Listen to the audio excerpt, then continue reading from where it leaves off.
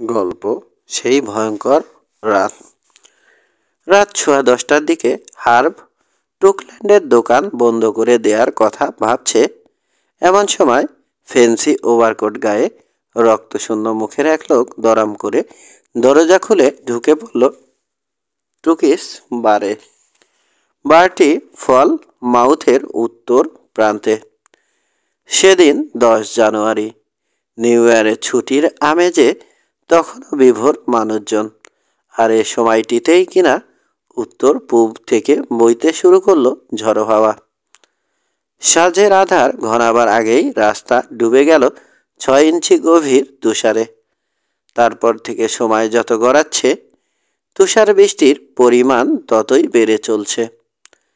বিলি লারিবিকে দুবার দেখলাম প্লাউ নিয়ে রাস্তার তুষার সরাতে গেছে। বিলি ফিরে এসে জানালো মেইন রোডে এখনও তুষার পরিষ্কারের চেষ্টা চলছে, তবে সাইড রোডগুলো বরফ পড়ে বন্ধ হয়ে গেছে। সকাল পর্যন্ত ওই রাস্তাগুলো চলাচলের অযোগ্য হয়েই থাকবে। পোর্টল্যান্ড রেডিও ঘোষণা করলো আরও হাতখানেক বরফে ঢেকে গেছে রাস্তা এবং ঘন্টায় 40 মাইল বেগে প্রবাহিত বাতাস তুষারের স্তূপ তৈরি করছে। বারে আছি শুধু আমি আর টুকি। দরজার ফাঁক দিয়ে ভেসে আসছে বাতাসের হুঙ্কার। অগ্নিকুণ্ডের চারপাশে উদ্ধত নৃত্য করছে প্রবল ঝাপটা নিয়ে। টুকি আমার জন্য একটা গিলাসে মদ ঢেলে দিল, নিজের জন্য নিল আরেকটা। এমন সময় শব্দ তুলে খুলে গেল দরজা। টলতে টলতে ভেতরে ঢুকলো লোকটা। কাঁধে এবং চুলে জমে আছে সাদা বরফ, যেন কনফেশনারির চিনির মধ্যে গড়াগড়ি দিয়ে এসেছে। আগন্তুকের পেছন পেছন ধেয়ে এলো বালুর মিহিদারার মতো বরফের চাদর। দরজা বন্ধ করুন। লোকটার দিকে তাকিয়ে খেকিয়ে উঠল টুকি। আপনার মাথায় ঘিলু নেই নাকি? আমি জীবনেও কোনো মানুষের এমন ভয়াত্ম চেহারা দেখিনি। টুকির দিকে ফিরল সে। আমার স্ত্রী, আমার মেয়ে বলেই ধবাস করে পড়ে গেল মেঝেতে অজ্ঞান। খাইছে, গুঙিয়ে উঠল টুকি। বুথ, দরজাটা দয়া করে বন্ধ করে দাও। আমি টুল ছেড়ে সিধে হলাম। এক লাফে পৌঁছে গেলাম দরজায়। উন্মাত্ত বাতাস ঠেলে কপাট বন্ধ করতে একটু বেগ পেতে হলো। এদিকে টুকি এক হাঁটু ভাঁজ করে আগন্তুকের পাশে বসে তার মাথাটা তুলে নিয়েছে নিজের কোলে। গালে চাপ্পড় মারছে। আমি ওদের দিকে এগিয়ে গেলাম। লোকটার মুখ টকটকে লাল, এখানে ওখানে ধূসর বুটি বুটি দাগ। মেইনে বহু শীতকাল কেটেছে আমার। ধূসর দাগগুলো দেখেই বুঝতে পারলাম এ ফ্রস্ট ব্রাইটের চিহ্ন। অজ্ঞান হয়ে গেছে, বলল টুকি। একটু ব্যান্ডি নিয়ে এসো বুথ। বারের পেছন থেকে ব্যান্ডি বোতল নিয়ে এলাম। টুকি লোকটার গায়ের কোট খুলে ফেলেছে। লোকটাকে আগে চেয়ে সামান্য সুস্থির লাগলো। চোখ জোড়া আধ বোঝা, বিড়বিড় করে কি বলল বোঝা গেল না। 1 কাপ ব্যান্ডি দাও, বলল টুকি। শুধু 1 কাপ? প্রশ্ন করলাম আমি। আরে এ জিনিস ডিনামাইট, বলল টুকি। বেহুদা কতগুলো ব্যান্ডি গিলিয়ে লাভ নেই। আমি 1 কাপ ব্যান্ডি ঢাললাম। তাকালাম টুকির দিকে। মাথা ঝাঁকালো সে। ওর মুখে ঢেলে দাও। ব্যান্ডি ঢেলে দিলাম আগন্তুকের মুখে। তারপর একটা দৃশ্য দেখা গেল। হঠাৎ সারা শরীর থরথর করে কাঁপতে লাগলো লোকটার। কাশছে। মুখের চেহারা আরো লাল হয়ে উঠল। চোখের আধবোজা পাপড়িগুলো স্টান দাঁড়িয়ে গেল। ভেতরে ভেতরে সতর্ক হয়ে গেলাম আমি। তবে টুকির চেহারায় কোনো ভাবান্তর ঘটল না। সে আগন্তুককে বুড়ো খোকার মতো ধরে রেখে পিঠে চাপ্পড় মারতে লাগলো। বমি শুরু করে দিল লোকটা। টুকি চাপ্পড় দিয়েই চলল। বমি করতে থাকুন, বলল সে, শরীর ভালো লাগবে। লোকটা আবার কাশলো, তবে কাশির বেগটা আগের মতো জোরালো নয়। আমি এবার ভালো করে তাকালাম লোকটার দিকে। দেখেই বোঝা যায় শহরে বাবু। বোস্টনের দক্ষিণ থেকে এসেছে বোধ হয়। হাতের মোজা জোড়া পাতলা তবে দামি। হাতের যেটুকু অংশ মোজায় ঢাকা পড়েনি সেখানটাতে ধূসর সাদা ছোপ ছোপ দাগ। ফার্স্ট বাইটের হামলার চিহ্ন। হাতের দু একটা আঙুল যদি হারাতে না হয় তাহলে লোকটাকে ভাগ্যবান বলতেই হবে। কোটটা বেশ ঝলমলে, কমপক্ষে $300 তো হবেই। ছোট বুট পরেছে পায়ে, গোড়ালিও পুরোপুরি ঢাকা পড়েনি তাতে। লোকটার পায়ের আঙুলগুলো আছে না গেছে ভাবছি আমি। এখন একটু ভাল লাগছে, বলল আগন্তুক। বেশ, বলল টুকি। আগুনের ধারে চলুন। আমার বউ আর মেয়ে, বলল লোকটা। ওরা বাইরে, ঝড়ের মধ্যে। আপনি যে চেহারা নিয়ে ঢুকেছেন তাতে আমার মনে করার কোনো কারণ নেই যে তারা বাড়িতে বসে টিভি দেখছে, বলল টুকি। আগুনের পাশে বসবেন চলুন, ওখানে আরাম লাগবে। ভূত, একটু ধরো তো। লোকটা হ্যাঁচড়ে পাঁচড়ে সিধে হলো। মুখ দিয়ে বেরিয়ে এলো যন্ত্রণা কাতর ধ্বনি। চেহারা বিকৃত হয়ে গেছে ব্যথায়। লোকটার পায়ের আঙুলের দশার কথা ভেবে আবার সন্ধিহান হলাম আমি। ভেবে অবাক লাগলো, এ কেমন লোক যে এমন প্রবল তুষার ঝড়ের মধ্যে মেইন শহরে মরতে এসেছে। এ লোকের বউ এবং মেয়ের গায়ে এর চেয়ে ভারী জামা আছে কিনা ভেবে সন্দেহ যাচ্ছে। লোকটাকে দুজন মিলে ধরে ধরে ফায়ার প্লেসের সামনে নিয়ে এলাম। বসিয়ে দিলাম একটি দোলনা চেয়ারে। ৭৪-এ মৃত্যুর আগ পর্যন্ত এ চেয়ারটি দখলে ছিল মিসেস টুকির। মিসেস টুকি আসলে এ বারটি তৈরি করে গেছেন। তার কথা লেখা হয়েছে ডাউন ইস্ট, সানডে টেলিগ্রাম, এমনকি বোস্টন গ্লোব এর রবিবাসরীয় পাতাতেও। এটাকে আসলে বারের চেয়ে পাবলিক হাউস বললেই বেশি মানায়। ঘরের বিরাট মেঝেটি সম্পূর্ণ কাঠের তৈরি, বার ম্যাপল কাঠের, গোলাবাড়ির মতো ছাদ এবং পাথরের প্রকাণ্ড ফায়ার প্লেস। মিসেস টুকি বারটির নাম দিতে চেয়েছিলেন টুকির সরাইখানা কিংবা টুকির বিশ্রামাগার। তবে আমি সহজ সরল নামটি বাছাই করে দিই, টুকিস বার। গরমের সময় খদ্দেরে গমগম করে বার, তখন বিভিন্ন জায়গা থেকে টুরিস্ট আসে। কিন্তু শীতের সময় ভিন্ন দৃশ্য, তখন আমি আর টুকি খদ্দের। আমরা দুজনে একাকী সময় কাটিয়ে দিই স্কচ পানি এবং বিয়ার পান করে। আমার বউ ভিক্টোরিয়া মারা গেছে ৭৩ সালে। টুকি ছাড়া আমার যাবার কোনো জায়গা নেই, তাই টুকির বার এ অধিকাংশ সময় কেটে যায় আমার। লোকটা আগুনের সামনে বসে কাঁপছে। দুই হাঁটু জড়ো করে রাখলো সে। তাতে দাঁত লেগে খটাখট শব্দ উঠল। নাকের ফুটো দিয়ে গড়িয়ে নামলো কয়েক ফোঁটা তরল সর্দি। আমার ধারণা লোকটা বুঝতে পেরেছে আর মিনিট 15 বাইরে থাকলেই তার দফা রফা হয়ে যেত। বরফ নয়, বরফ শীতল বাতাস শুষে নেয় শরীরের সমস্ত তাপ। আপনি কোথায় গাড়ি রেখে এসেছেন জানতে চাইল টুকি। এখান থেকে 6 মাইল দক্ষিণে, জবাব দিল সে। টুকি এবং আমি দৃষ্টি বিনিময় করলাম। আমার শরীর শিরশির করে উঠল। হঠাৎ হিম হয়ে গেছে গা। আপনি কি বলছেন, বলল টুকি। 6 মাইল রাস্তা বরফ ঠেঙিয়ে এসেছেন? মাথা জাকালো সে। জি। শহর দিয়ে আসার সময় ওডোমিটার চেক করেছি। আমি আমার শালিকে দেখতে যাচ্ছিলাম কামারল্যান্ডে।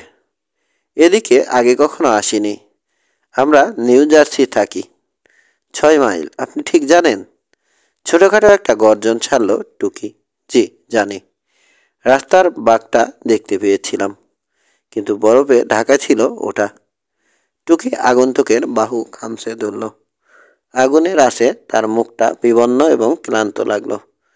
62 বছরের তুলনায় অনেক বুড়ো দেখালো টুকিকে। আপনি ডানে মোড় নিয়েছিলেন? ডানে মোড়, জি। আমার স্ত্রী? কোনো সাইনবোর্ড চোখে পড়েনি? সাইনবোর্ড। লোকটা শূন্য চোখে তাকালো টুকির দিকে, হাতের চেটো দিয়ে মুছল নাক। দেখেছি তো, ম্যাপের মধ্যে রাস্তার ডিরেকশন লেখা ছিল। আমি তো ওই ডিরেকশন অনুযায়ী গাড়ি চালিয়েছি। লেখা ছিল জয়েন্টার এভিনিউ দিয়ে জেরুসালেমস লট হয়ে 295 এন্ট্রান্স র্যাম্পে যেতে হবে। টুকির উপর থেকে দৃষ্টি সরিয়ে আমার দিকে তাকালো সে। তারপর আবার নজর ফেরালো টুকির দিকে। বাইরে শীষ দিল বাতাস, হুঙ্কার ছাড়ল, গোঙানির শব্দ নিয়ে ঢুকে পড়ল দরজার ফাঁক দিয়ে। ঠিক রাস্তায় আমি যাইনি, মিস্টার। সালেমস লট, এমন আস্তে শব্দটা উচ্চারণ করলো টুকি, প্রায় শোনাই গেল না। ও মাই গড! কি হলো? জিজ্ঞেস করলো লোকটা।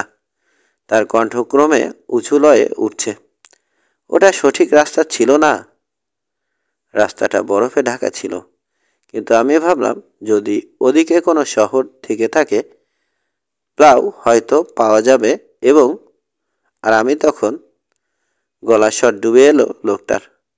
বুথ, নিচু গলায় আমাকে বলল টুকি। শেরিফকে ফোন করো। হ্যাঁ, বলল নিউ জার্সির গর্ধবটা। তাই করুন। আসলে আপনাদের হয়েছেটা কি বলুন তো? এমন করছেন যেন ভূত দেখেছেন। টুকি বলল, সালেম স্লটে ভূত নেই, মিস্টার। আপনি কি আপনার পরিবারকে গাড়িতে বসে থাকতে বলেছেন? অবশ্যই, মিনমিনে গলা লোকটার। আমি তো আর পাগল না যে বাইরে হাঁটাহাঁটি করতে বলবো। আপনার নাম কি জিজ্ঞেস করলাম আমি। শেরিফকে বলতে হবে। লুমলি, জানালো সে। Gerard Lumley. সে টুকির সঙ্গে কথা বলছে। আমি ফোনে পা বাড়ালাম, তুললাম রিসিভার। মৃত্যু শীতল নৈশব্দ। বেশ কয়েকবার বোতাম টিপেও লাভ হলো না। কোনো সাড়া নেই। ওদের কাছে ফিরে এলাম আমি। টুকি জেরার্ড লুমলিকে আরেক কাপ ব্র্যান্ডি ঢেলে দিয়েছে। তরটা পেটে যেতে তাকে যেন আরেকটু সতেজ লাগলো। শেরিফকে পাওনি? জানতে চাইল টুকি। Phone dead. যাচ্ছি শালা, বলল টুকি। পরস্পরের দিকে দৃষ্টি বিনিময় করলাম আমরা। বাইরে ঝড়ো হাওয়ার দাফাদাফির বিরাম নেই। আক্রোশ নিয়ে ঝাঁপিয়ে পড়ছে জানালার কাছ। লুমলি টুকির দিক থেকে আমার দিকে দৃষ্টি ফেরালো। আপনাদের কারো গাড়ি নেই? প্রশ্ন করল সে। কণ্ঠে ফিরে এসেছে উদ্বেগ। হিটার অন করতে হলে ওদেরকে ইঞ্জিন চালাতে হবে। গাড়িতে সিকিভাগ গ্যাস আছে, আর আমার এখানে আসতে 1.5 ঘন্টা সময় লেগেছে। আরে, আমার প্রশ্নের জবাব দিচ্ছেন না কেন? সিধে হলো সে, খামছে ধরল টুকির শার্ট। মিস্টার, বলল টুকি, আপনার মগজটা দেখছি মাথা থেকে হাতে সরে এসেছে। শার্ট সারুন। নিজের হাতের দিকে তাকালো লুমলি, তারপর টুকির দিকে। ছেড়ে দিল শার্ট। মেইন, হেসে উঠল সে, যেন কাউকে গালি দিল। ঠিক আছে, বলল সে। সবচেয়ে কাছের গ্যাস স্টেশনটা কোথায়? ওদের কাছে নিশ্চয় টো ট্রাক থাকবে। সবচেয়ে কাছের গ্যাস স্টেশন ফলমাউথ সেন্টারে, বললাম আমি। এখান থেকে 3 মাইল দূরে। ধন্যবাদ, যেন ব্যঙ্গ করল সে। কোটের বোতাম আটকাতে আটকাতে পা বাড়ালো দরজায়। খোলা পাবেন না, বললাম আমি। ধীর গতিতে ফিরে এলো সে, তাকালো আমাদের দিকে। কি বলতে চাইছেন ওল্ড ম্যান? বলতে চাইছে সেন্টারের গ্যাস স্টেশনের মালিক বিলি লারিবি, এবং সে প্লাউ নিয়ে বেরিয়ে গেছে। ধৈর্য নিয়ে বলল টুকি, এখানে এসে বসুন। ভীত এবং বিভ্রান্ত দেখালো লুমলিকে। আপনারা কি বলতে চাইছেন?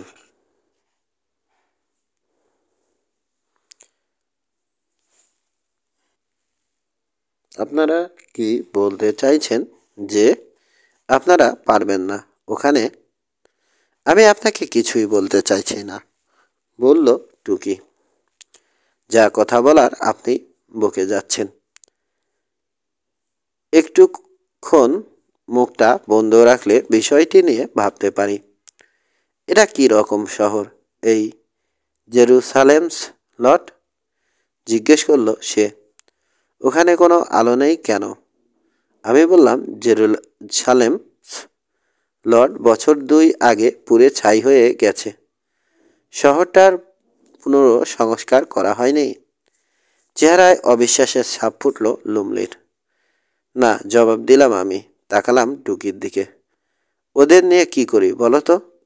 ওদেরকে বাইরে ফেলে রাখা যাবে না, বলল টুকি। আমি টুকির দিকে এগিয়ে গেলাম।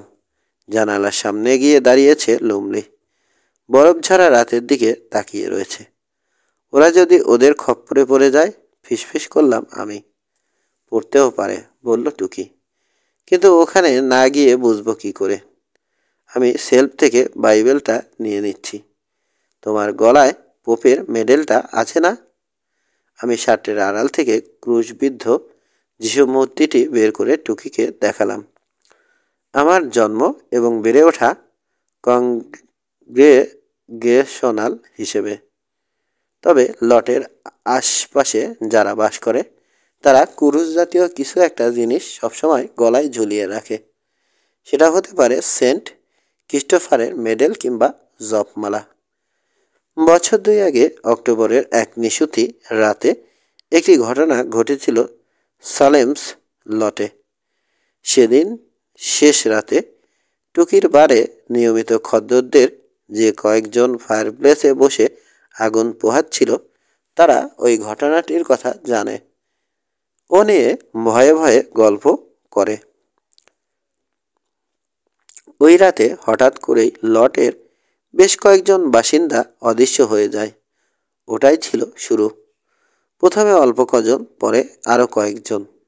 তারপর হঠাৎ করে গোটা শহরের মানুষজন নেই হয়ে যায়। বন্ধ হয়ে যায় স্কুল।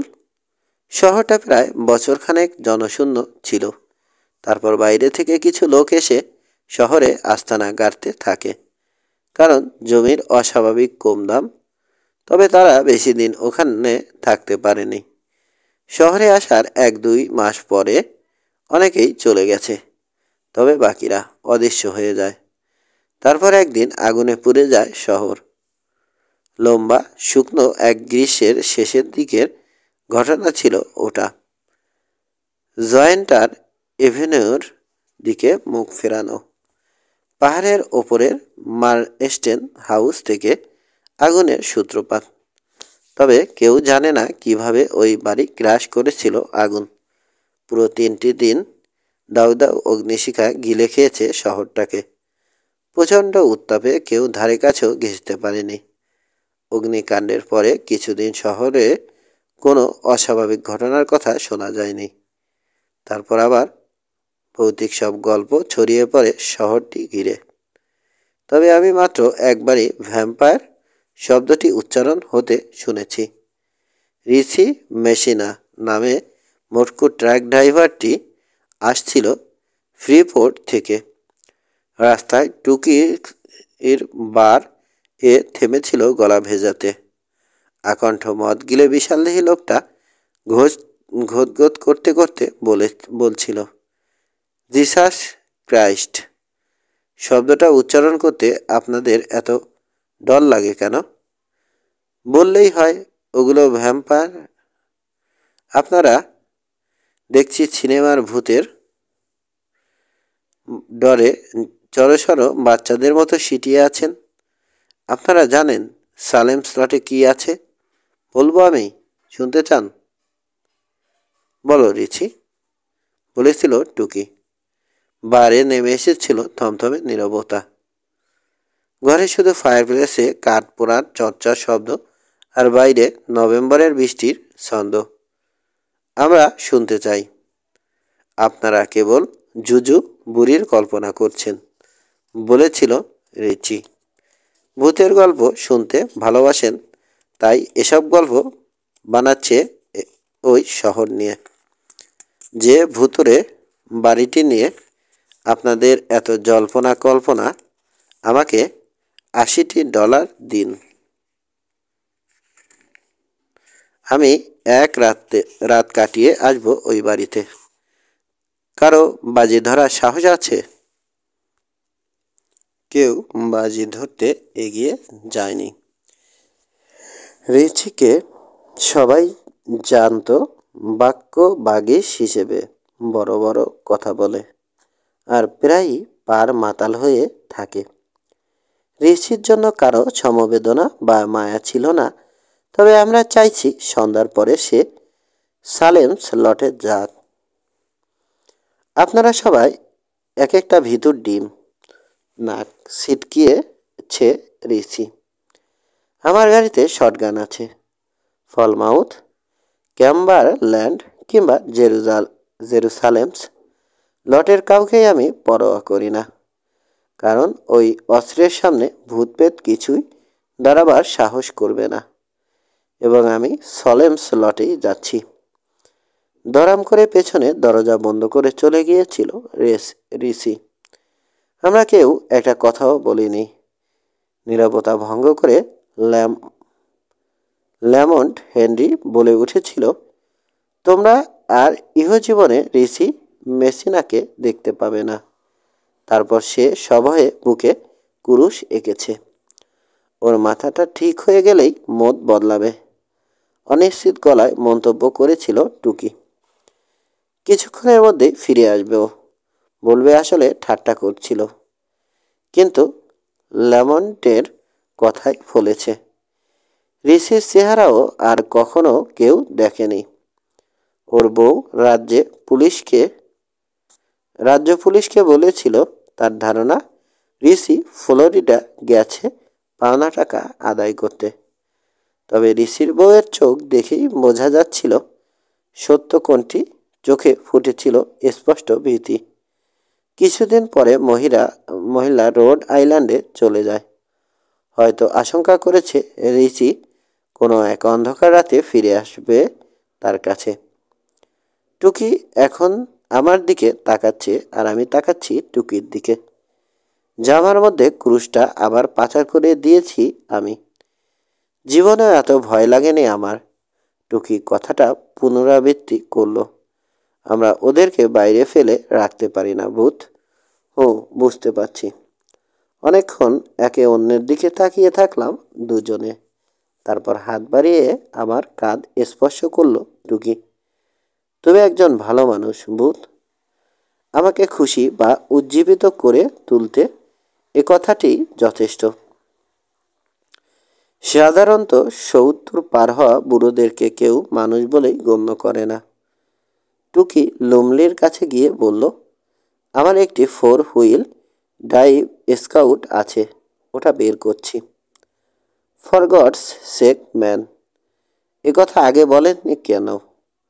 জানালার সামনে চরকির মতো ঘুরল লোকটা। ক্রুদ্ধ চোখে তাকালো টুকির দিকে। খামোখা এতক্ষণ সময় নষ্ট করলেন কেন? টুকি অত্যন্ত নরম গলায় বলল, মিস্টার, মুখটাকে বন্ধ রাখুন। মুখটা খোলার আগে চিন্তা করে দেখুন, এমন ভয়ঙ্কর তুষার ঝড়ের মধ্যে কে ওই বিশ্রী রাস্তায় মোড় নিয়ে গাড়ি ফেলে রেখে এসেছে? লুমলি কিছু বলতে গিয়েও সামলে নিল নিজেকে। তার গালে যেন জমাট বাঁধল রক্ত। গ্যারেজ থেকে গাড়ি বের করার জন্য বেরিয়ে গেল টুকি। আমি ক্রোম ফ্যারাসকে ব্যান্ডি ভরলাম। যে রাতটা সামনে পড়ে আছে, এ জিনিসের খুব দরকার হবে আমাদের। মেইনে এমন তুষারপাত হতে কখনো দেখিনি আমি। ঘন হয়ে উড়ে আসছে তুষার, জমাট বাঁধছে গাড়ির উপর। হেডলাইট পুরোপুরি জেলে গাড়ি চালানোর জো নেই। বরফে আলোর প্রতিফলন ধাঁধিয়ে দেবে চোখ এবং আপনি 10 হাত দূরের জিনিসও দেখতে পাবেন না। আর হেডলাইটের আলো কমিয়ে গাড়ি চালালে 15 হাতের বেশি যাবে না নজর।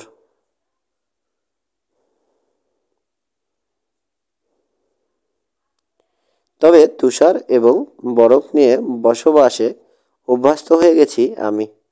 সহ্য করতে পারি না বাতাসটা। হাওয়ার বেগ যখন বেড়ে যায়, ছাড়তে থাকে হুঙ্কার। উড়ন্ত বরফ শত শত অদ্ভুত আকার ধারণ করে, আওয়াজ করে, দেখলেই উড়ে যায় আত্মা। তুষার ঝড়ের বাতাসে আছে মৃত্যু, সাদা মৃত্যু, এবং হয়তোবা মৃত্যুর চেয়েও ভয়ঙ্কর কিছু। এমন ঝড়ের মধ্যে বাড়ির দরজা জানালা আটকে শুয়ে থাকলে আপনি কোনো শব্দ শুনতে পাবেন না।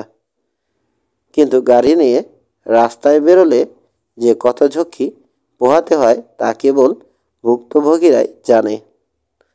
আর আমরা কিনা এমন ঝড়ের রাতে সালেম স্লটে চলেছি।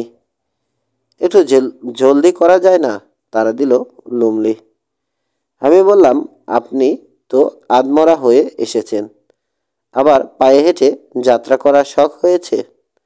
লুমলি আমার দিকে ভুরু কুঁচকে ক্ষুব্ধ চেহারা নিয়ে তাকিয়ে থাকলো, বলল না কিছু। আমরা ঘন্টায় 25 মাইল বেগে হাইওয়ে দিয়ে ছুটছি। রাস্তার অবস্থা দেখে বিশ্বাস করা কঠিন। বিলি ল্যারিবি মাত্র ঘন্টাখানেক আগে এদিকের বরফ পরিষ্কার করে দিয়ে গেছে। অন্তত 2 ইঞ্চি পুরো বরফ ঢেকে ফেলেছে হাইওয়ে, এবং ঝিরঝির তুষার পতনে কোনো বিরতি নেই। প্রবল বেগে দমকা হাওয়া হামলে পড়ছে আমাদের গাড়িতে। সামনে হেডলাইটের আলো ঘূর্ণায়মান সাদা ছাড়া কিছু দেখতে পাচ্ছি না। রাস্তায় এখন পর্যন্ত অন্য কোনো গাড়ি চোখে পড়েনি। মিনিট 10 পরে হঠাৎ আঁতকে উঠল লুমলি। আরে, ওটা কি? আমাদের গাড়ির পাশে হাত তুলে দেখালো সে। আমি শটান সামনের দিকে তাকিয়েছিলাম, মাথা ঘোরালাম। একটা ছায়া শুধু দেখতে পেলাম এক পলকের জন্য। স্যাঁত করে সরে গেল গাড়ির পাশ দিয়ে। তবে চোখে ভুলও দেখতে পারি। কি ওটা, হরিণ? জিজ্ঞেস করলাম আমি। হতে পারে, কাপা গলায় বলল লুমলি। কিন্তু ওটার চোখ অন্ধকারে জলজল করছিল, জ্যান্ত লাভার মতো। আমার দিকে তাকালো। আধারে হরিণের চোখ ওরকম লাগে নাকি? আকুতির ভঙ্গিতে যেন কথাটা বলল সে। অন্ধকারে কত কিছুই তো মনে হতে পারে, বললাম আমি। রাতের বেলা গাড়ির আলোয় বহু হরিণ চোখে পড়েছে আমার। কারো চোখ লাল আভা নিয়ে জলজল করেনি। চোখে কোনো মন্তব্য করলো না। মিনিট 15 বাদে আমরা যেখানে চলে এলাম, রাস্তার একদিকটাতে বরফ পাহাড় হয়ে জমাট বাঁধার সুযোগ পায়নি। এদিক দিয়ে সম্ভবত প্লাউ গেছে বরফ কেটে। এদিকটাতে বোধহয় আমরা বাঁক নিয়েছিলাম।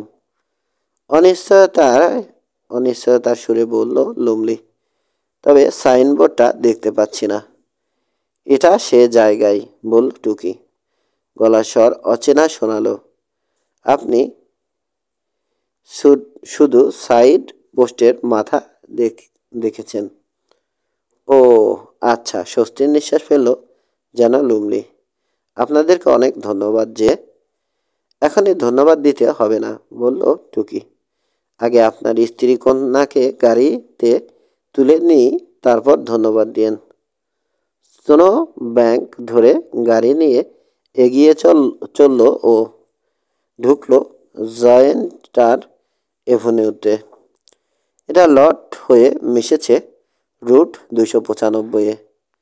ম্যাডগার্ডের উপর উড়ে বেড়াচ্ছে তুষার। বারবার পিছলে যেতে চাইছে চাকা। তবে টুকি অত্যন্ত দক্ষ ড্রাইভার। সে গাড়ির সঙ্গে কথা বলে, বাহনটাকে বোঝানোর চেষ্টা করে, ধমকায়, তোষামত করে। স্কাউটের সঙ্গে কথা বলতে বলতে ওটাকে চালিয়ে নিয়ে যেতে লাগলো টুকি। হেডলাইটের আলোয় মাঝে মাঝে ঝিলিক দিল বরফের গায়ে অপর গাড়ির টায়ার চিহ্ন, লুমলির গাড়ির চাকার দাগ। আবার হাওয়া হয়ে গেল চিহ্নগুলো। সামনে ঝুঁকে আছে লুমলি, নিজের গাড়ির সন্ধান করছে। হঠাৎ টুকি বলে উঠল, মিস্টার লুমলি। কি? টুকির দিকে ঘুরল লুমলি। এখানকার লোকদের সামেলস লট নিয়ে নানান কুসংস্কার রয়েছে, বলল টুকি। গলার স্বর স্বাভাবিক রাখার চেষ্টা করছে। তবে আমি দেখতে পাচ্ছি ওর গাল দুটো কুঁচকে গেছে, চোখজোড়া অস্থির গতিতে ডানে বামে ঘুরছে। আপনার বউ বাচ্চা যদি এখনো গাড়িতে বসে থাকে তা তা তো বহুত আচ্ছা। আমরা তাদেরকে গাড়িতে তুলে নেব, ফিরে যাব ঘরে, এবং কাল ঝড় থেমে গেলে বিলি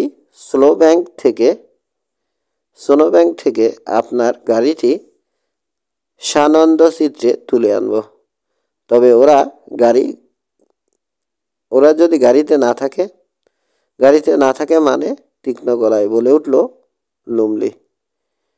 ওরা গাড়িতে থাকবে না কেন? ওরা যদি গাড়িতে না থাকে, জবাব না দিয়ে বলে উঠল টুকি। আমরা গাড়ি ঘুরিয়ে নিয়ে চলে যাব ফলমাউথ সেন্টারে এবং শেরিফকে খবর দেব। এমন ঝড়ের রাতে বেহুদা খুঁজে মরে লাভ আছে কোনো? আপনিই বলুন। ওরা গাড়িতেই থাকবে, এছাড়া কোথায় যাবে? আমি বললাম, আরেকটা কথা মিস্টার লুমলি, আমাদের সঙ্গে যদি কারো দেখা হয়ে যায় তার সঙ্গে কথা বলবো না। এমনকি সে যদি সেধে এসে কথা বলতে চায় তবু আমরা এড়িয়ে যাব। বুঝতে পেরেছেন? খুব ধীর গতিতে প্রশ্ন করল লুমলি। কুসংস্কারগুলো কি নিয়ে শুনি? আমি মুখ খোলার আগে ঈশ্বর জানেন আমি আসলে কি জবাব দিতাম। বলে উঠল টুকি। চলে এসেছি। বড় একটা মার্সিডিসের পেছনের অংশটা দেখতে পেলাম সামনে। গাড়ির হুডের পুরোটাই কবর হয়ে গেছে বরফের চাদরের নিচে। গাড়ির বাম দিকের সম্পূর্ণটা গ্রাস করে ফেলেছে বরফ। তবে টেইল লাইট জোড়া জ্বলছে, টেইল পাইপ দিয়ে ধোঁয়া বেরোচ্ছে। গাড়ির গ্যাস এখনো ফুরিয়ে যায়নি, বলল লুমলি। টুকি স্কাউটের এমার্জেন্সি ব্রেক চেপে ধরল। বুথ আপনাকে কি বলেছে মনে আছে তো লুমলি? অবশ্যই। তবে লুমলির ভাবনায় এখন তার স্ত্রী এবং কন্যা ছাড়া অন্য কেউ বা কিছু নেই। অবশ্য এজন্য তাকে দোষ দেওয়াও যায় না। রেডি পুত? টুকি জিজ্ঞেস করলো আমাকে। ওর চোখ আমার চোখে ড্যাশবোর্ডের আলোয় কঠিন এবং ধূসর দেখালো। হুঁ, জবাব দিলাম আমি। আমরা সবাই নেমে এলাম গাড়ি থেকে। হা হা করে ছুটে এলো বাতাস, মুখে ছুঁড়ে দিল বরফ। লুমলি আমাদের সবার আগে বাতাসের ঝাপটা থেকে বাঁচতে পতপত করে উঠছে। টুকির গাড়ির হেডলাইটের আলো মাটিতে তার ছায়া ফেলেছে। অপর আরেকটা ছায়ার সৃষ্টি করেছে তার নিজের গাড়ির টেইল লাইট। আমি লুমলির পেছনে, আমার এক হাত পশ্চাতে টুকি। মার্সিডিসের ট্যাঙ্কের সামনে চলে এসেছি। টুকি খামচে ধরল আমার হাত। ও আগে যাক, বলল সে।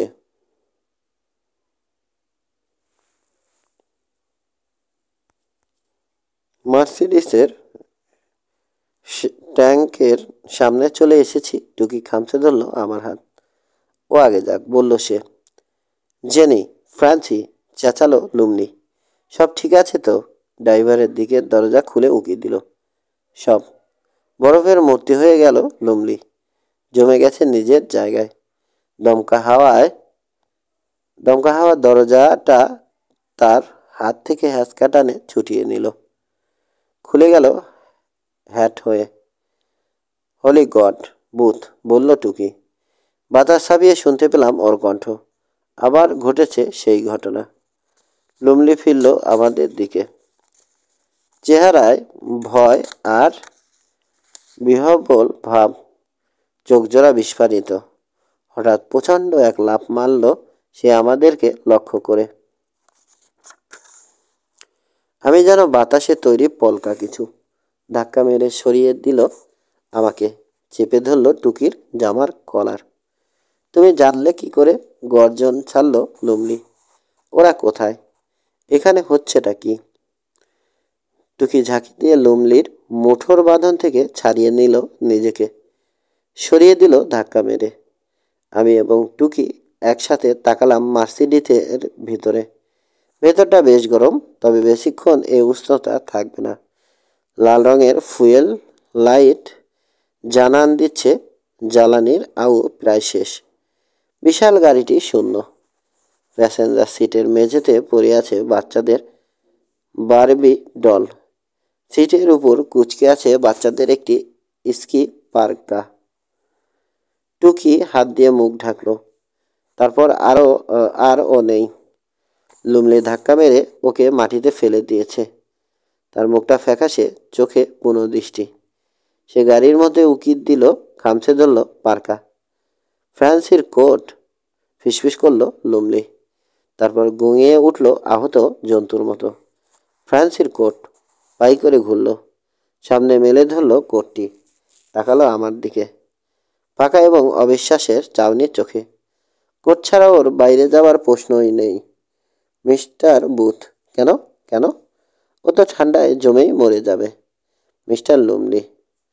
অন্ধের মতো আমাকে পাশ কাটালো সে। হাতে এখনো পার্কা। চিৎকার করছে, ফ্রান্সি, জেনি, তোমরা কোথায়? কোথায় তোমরা? টুকিকে হাত বাড়িয়ে টেনে তুললাম মাটি থেকে। তুমি ঠিক আছো? আমাকে নিয়ে দুশ্চিন্তা করতে হবে না, বলল সে। ওকে ধরো। আমরা যত দ্রুত সম্ভব লুমলির পেছন পেছন ছুটলাম। তবে কোথাও কোথাও কোমর সমান ডুবে থাকা নরম তুষারের বাধা পেরিয়ে কাজটা করা সহজ হলো না। হঠাৎ থেমে গেল লুমলি। আমরা হাঁপাতে হাঁপাতে ওর পাশে এসে দাঁড়ালাম। মিস্টার লুমলি, বলতে গেল টুকি। একটা হাত রাখলো লোকটার কাঁধে। এই পথে বাধা দিল লুমলি। ওরা এই রাস্তা দিয়ে গেছে, দেখুন। আমরা দেখলাম ঢালের মতো একটা জায়গায় চলে এসেছি আমরা। আমাদের মাথার উপর দিয়ে হু হু করে বয়ে চলেছে বাতাস। দুজোড়া পায়ের ছাপ লক্ষ্য করলাম মাটিতে। একটি বড়, অপরটি ছোট। বরফে মাত্র ঢেকে যেতে শুরু করেছে চিহ্নগুলো। আর 5 মিনিট পরে এলে পায়ের ছাপগুলো দেখতেই পেতাম না। মাথা নিচু করে হাঁটা দিল লুমলি। টুকি তার পিঠের কাছটা খামছে ধরল। না না লুমলি। ঘুরল লুমলি। বুনো দৃষ্টিটা আবার ফিরে এসেছে চোখে। মুঠো পাকালো সে, তবে নামিয়ে নিল ঘুষি। টুকির চেহারায় এমন কিছু ফুটে উঠেছিল, আঘাত হানতে সাহস পায়নি।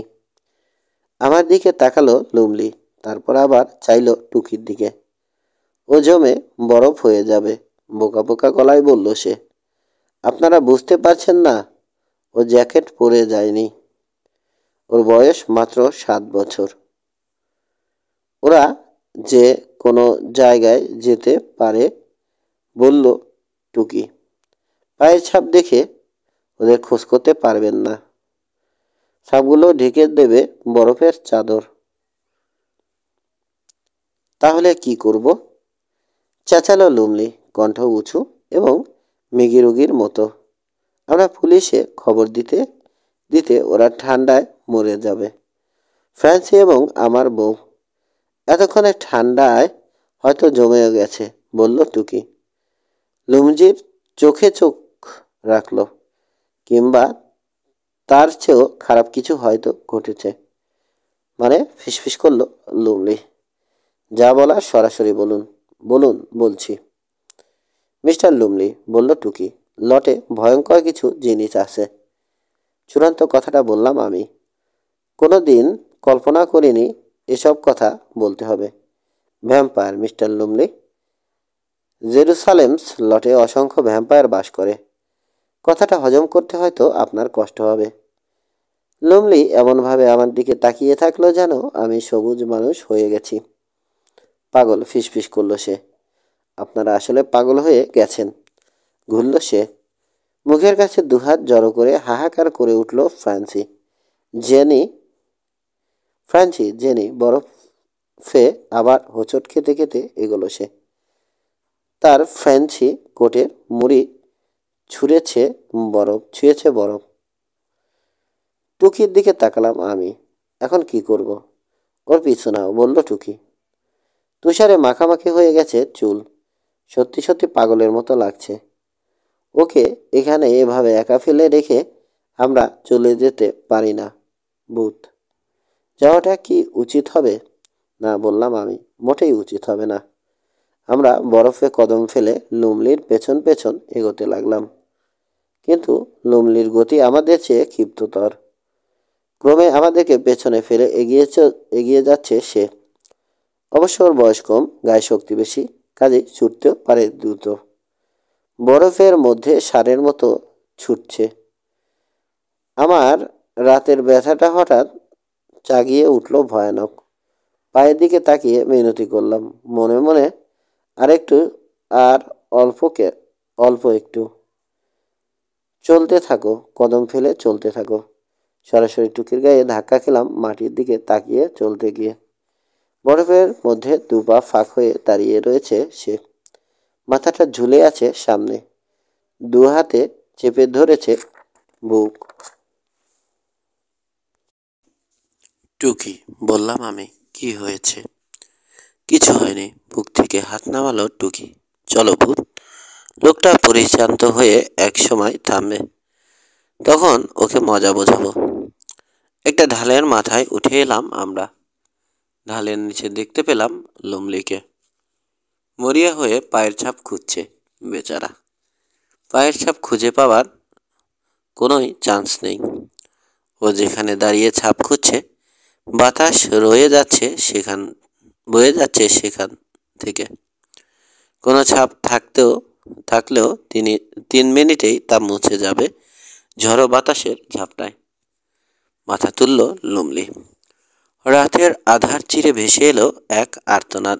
ওর আর্তনাদ। ফ্রান্সি, জেনি, কোথায় তোমরা? তার গলায় হাহাকার, আকুতি এবং আতঙ্ক। জবাবে শুধু হুঙ্কার ছাড়ল বাতাস, যেন হো হো করে হাসছে লোকটার দুর্দশায়। লুমলি। বাতাসের গর্জন ছাপিয়ে চেঁচালো টুকি। শুনুন, আপনি ভ্যাম্পায়ার কিংবা ভূত প্রেত বিশ্বাস করেন না তো ঠিক আছে, কিন্তু খামোখাই ওদেরকে খুঁজছেন। আমরা। এমন সময় সাড়া দিল একজন। ভেসে এলো একটা কণ্ঠ, যেন টুংটাং শব্দে বাজলো রূপোর ঘণ্টা। আমার কলজের মধ্যে কেউ ঠেসে ধরল এক মুঠো বরফ।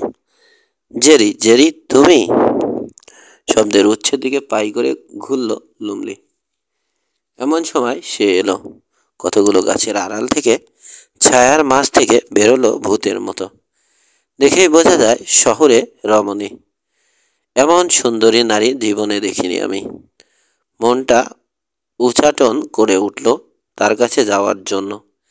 ইচ্ছে করলো গিয়ে বলি তাকে সুস্থ শরীরে দেখতে পেয়ে কত খুশি হয়েছি। মহিলার পরনে সবুজ ভারী পুলোভারের মতো একটা পোশাক।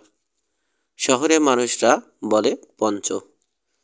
তার সারা শরীরের চারপাশে যেন ভেসে বেড়াচ্ছে ওটা।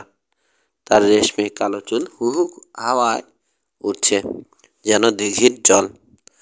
বোধহয় মহিলার দিকে এক কদম এগিয়েছিলাম আমি, কারণ কাঁধে টুকির হাতের স্পর্শ পেলাম, শক্ত এবং উষ্ণ। বিষয়টি কিভাবে ব্যাখ্যা করব আমি? আমার মন ভীষণ টানছিল মহিলার কাছে যেতে। সবুজ পঞ্চ তার শরীরের পাশে বাতাসে উঠছে। তাকে এত সুন্দর লাগছিল দেখতে, ভাষায় বর্ণনা করতে পারবো না। এমন অভিজাত এবং রমণীয়, যেন ওয়াল্টার ডি লা মেয়ারের কবিতার কোনো অনিন্দ সুন্দরী। জেনি, কাতরে উঠল লুমলি। জেনি, বরফে হোঁচট খেতে খেতে মহিলার উদ্দেশ্যে পা বাড়ালো সে। দুহাত সামনে প্রসারিত।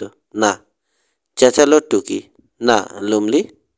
লুমলি তাকালো না পর্যন্ত, তবে মহিলা তাকালো, আমাদের দিকে মুখ তুলে চাইল এবং মুচকি হাসল। মহিলার প্রতি আমার আকর্ষণ এবং উন্মাদনার আগুনে যেন বরফ জল ঢেলে দিল কেউ। তীব্র ভয়ে কেঁপে উঠলাম আমি। এত দূর থেকেও তার দুই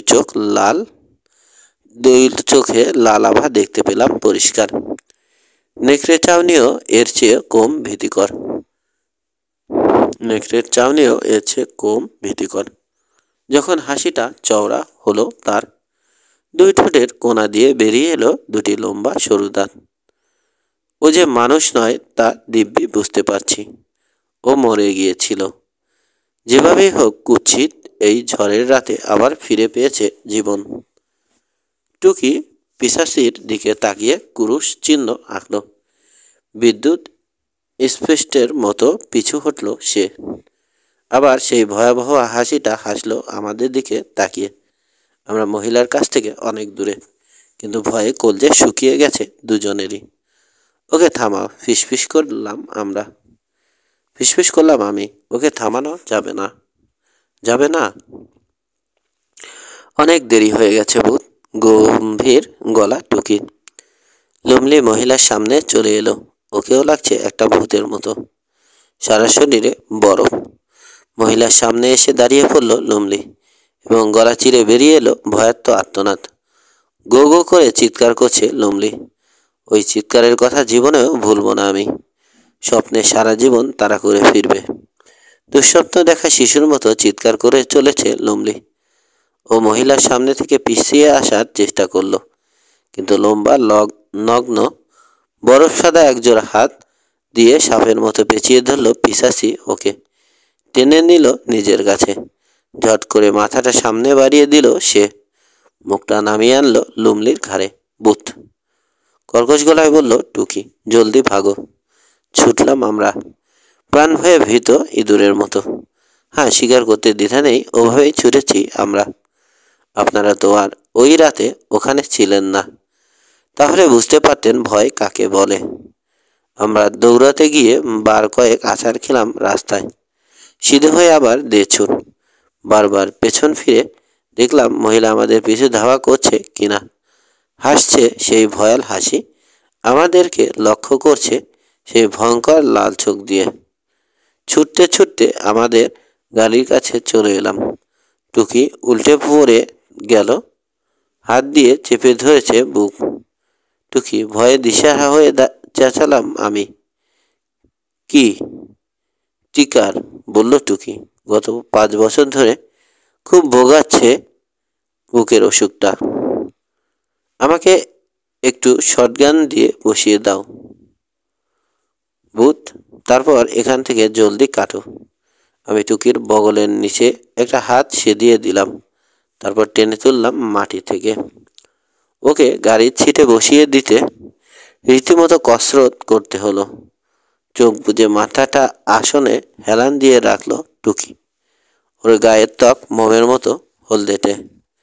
আমি এক ছুটে গাড়ির হুডের কাছে এসেছি। অল্পের জন্য বাড়ি খেলাম না ছোট মেয়েটির সঙ্গে। ড্রাইভারের সিটের পাশের দরজায় দাঁড়িয়েছিল সে। চুলগুলো চূড়ো করে বাঁধা, গায়ে হলদে একটা ড্রেস ছাড়া কিছু নেই। মিস্টার, ভোরের কুয়াশার মতো মিষ্টি এবং পরিষ্কার গলায় ডাকলো সে। আমার মাকে একটু খুঁজে দেবেন? মা চলে গেছে। আমি ঠান্ডায় জমে গেলাম। শোনা, বললাম আমি, তুমি বরং গাড়িতে গিয়ে বসো। তোমার মা। আমার মুখের কথা আপনা আপনি বন্ধ হয়ে গেল। প্রায় মূর্ছা যাবার দশা হলো। মেয়েটি দাঁড়িয়ে রয়েছে, অথচ বরফে তার পায়ের কোনো ছাপ নেই।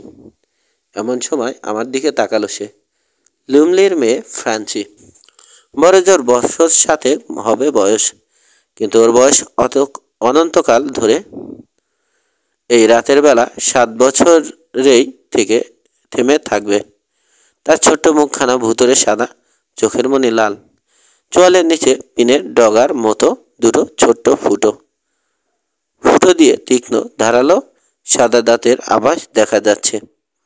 আমার দিকে দুহাত বাড়িয়ে দিয়ে হাসলো সে। আমাকে কোলে নাও মিস্টার, নরম গলা তার। তোমাকে একটা চুমো দেব, তারপর তুমি আমাকে আমার মায়ের কাছে নিয়ে যাবে। আমি ওকে চুমো খেতে যাচ্ছিলাম না, কিন্তু এছাড়া কিছু করারও ছিল না। আমি সামনে এগোলাম, দুহাত বাড়ানো। মেয়েটি হা করেছে মুখ। দেখতে পেলাম গোলাপি ঠোঁটের দুপাশ দিয়ে বেরিয়ে পড়েছে একজোড়া সদন্ত। তার চিবুক গড়িয়ে কি যেন পড়ল, চকচকে রূপলি। গায়ে সব কটা রোম খাড়া হয়ে গেল জিনিসটা কি বুঝতে পেরে। ওর গাল বেয়ে লোল পড়ছে। ছোট হাত দুটো দিয়ে সে আমার ঘাড় জড়িয়ে ধরল। আমি ভাবছিলাম, আশা করি ব্যাপারটা খুব যন্ত্রণাদায়ক হবে না। এমন সময় গাড়ির মধ্যে থেকে কালো একটা জিনিস উড়ে এসে দরাম করে বাড়ি খেলো মেয়েটির বুকে। ধোঁয়ার অদ্ভুত একটা গন্ধ পেলাম। এক মুহূর্তের জন্য ঝলসে উঠল কি যেন একটা। মেয়েটা হিসহিস করতে করতে পিছিয়ে গেল। ক্রোধ, ঘৃণা এবং যন্ত্রণার মুখোশে পরিণত হলো মুখটা। বিকৃত দেখালো। পাশ ফিরল সে এবং তারপর অদৃশ্য হয়ে গেল। এক সেকেন্ড আগেও সে এখানে ছিল, পরের সেকেন্ডে নেই হয়ে গেল। দমকা একটা বাতাস আমাকে কাঁপিয়ে দিয়ে হাহা করতে করতে ছুটে গেল মাঠের দিকে। ভূত, ফিসফিস করলো টুকি, জলদি গাড়িতে উঠে এসো। আমি গাড়িতে উঠলাম, তবে তার আগে ছোট্ট মেয়েটির দিকে ছুঁড়ে দেয়া টুকির কালো রঙের বাইবেলটি মাটি থেকে কুড়িয়ে নিতে ভুললাম না। এ ঘটনার পরে বেশ অনেকগুলো দিন পার হয়ে গেছে। আমার বয়স আর একটু বেড়েছে। হার্ব টুকল্যান্ডার মারা গেছে বছর 2 হলো। ঘুমের মধ্যে শান্তিময় মৃত্যু ঘটেছে তার। বারটি এখনও আছে। ওয়াটারভিল থেকে এক লোক এসে ওটা কিনে নিয়েছে। ওরা দুজন স্বামী স্ত্রী, বেশ ভালো মানুষ। বারের চেহারা সুরত বদলায়নি, রেখেছে আগের মতোই। তবে ওখানে আর তেমন যাওয়া হয় না আমার। টুকির মৃত্যুর পরে সব কিছু কেমন ফাঁকা ফাঁকা লাগে। সালেম স্লটের অবস্থা আগের মতোই আছে। শেরিফ পরদিন ওখানে গিয়ে লুমলির গাড়িটি উদ্ধার করেছে। ওটাতে গ্যাস ছিল না, ব্যাটারির চার্জও ফুরিয়েছে। কি ঘটেছিল সে সম্পর্কে আমি কিংবা টুকি কেউই মুখ খুলিনি বলেই বা কি লাভ হতো। ওই শহরে এখনও মাঝে মাঝে 2-1 হিস হাইকার অদৃশ্য হয়ে যায়। রাস্তায় পরে পাওয়া যায় হতভাগ্যের প্যাকস্যাক কিংবা বৃষ্টি অথবা তুষারে ভিজে ঢোল হওয়া কোনো পেপার ব্যাগ। তবে মানুষটির সন্ধান কখনো মেলে না। সেই ভয়ঙ্কর রাতের চিঠি এখনও দুঃস্বপ্নে তাড়া করে ফেরে আমাকে। তবে মহিলার চেয়ে মেয়েটিকেই স্বপ্নে দেখি বেশি। দেখি 2 হাত বাড়িয়ে আমার দিকে তাকিয়ে হাসছে সে, কোলে চড়ার জন্য অপেক্ষা করছে। আমি তাকে কোলে নিলে সে আমাকে চুমো খাবে। ছুটি ছাটায় মেইনের দক্ষিণ অঞ্চলে বেড়াতে আসতে পারেন আপনি। এদিকে নিসর্গ বেশ মনোহর। টুকির বারে যাত্রা বিরতি দিতে পারেন গলা ভেজানোর জন্য। জায়গাটা সুন্দর। বারের নামটা ওরা বদলায়নি। তো ড্রিঙ্ক খেয়ে আমার পরামর্শ যদি শোনেন তো সোজা উত্তর অভিমুখে যাত্রা করবেন। ভুলেও জেরুসালেমস লটের রাস্তায় যাবেন না, বিশেষ করে রাতের বেলা। ওখানে ছোট্ট একটি মেয়ে আছে। আমার ধারণা সে এখনও তার শুভরাত্রির চুম্বন দেওয়ার জন্য অপেক্ষা করছে। সমাপ্ত।